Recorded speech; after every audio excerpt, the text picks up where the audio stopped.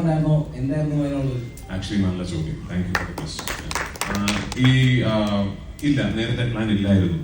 ഞാനത് ഷൂട്ട് ചെയ്തിരിക്കുന്ന അനമോർഫിക് ഫോർമാറ്റിലാണ്. Anamorphic is not your ideal format of capture for IMAX mastering. ഐമാക്സിലായിരുന്നുവെങ്കിൽ I should have shot it either with full form. Class എടുക്കുന്ന okay, നിങ്ങൾ report ചെയ്യുമ്പോൾ വായിക്കുന്നവർക്ക് സിനിമ താല്പര്യമുള്ളവർക്ക് മനസ്സിലാവും. I should either shot with full format lenses, അല്ലെങ്കിൽ ഇപ്പോൾ അലക്സയുടെ 65 എന്ന് പറയുന്ന ഒരു പുതിയ ഐമാക്സ് ഓപ്റ്റിമൈസ്ഡ് ക്യാപ്ചറിംഗ് മെക്കാനിസം ഉണ്ട്. അതിലായിരുന്നു ഞാൻ ഷൂട്ട് ചെയ്യേണ്ടിയിരുന്നത്. ഞാൻ അതല്ല ഷൂട്ട് ചെയ്തത്, ഞാൻ അനമോർഫിക്സിലാണ് ഷൂട്ട് ചെയ്തത്.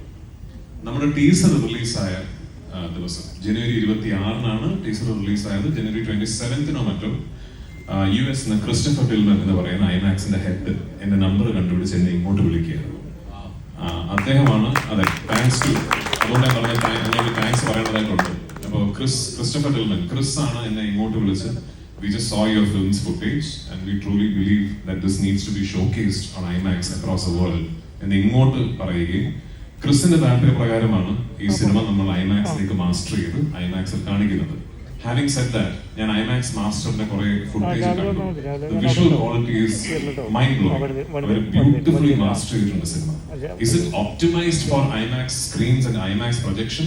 I should be honest, അല്ല. ഇനിയിപ്പോ ക്രിസുമായിട്ട് ബന്ധമൊക്കെ ആയ സ്ഥിതിക്ക് എന്റെ വട്ടില് ചിലപ്പോൾ ഇനി അടുത്ത പടമൊക്കെ നമ്മൾ നോക്കാം.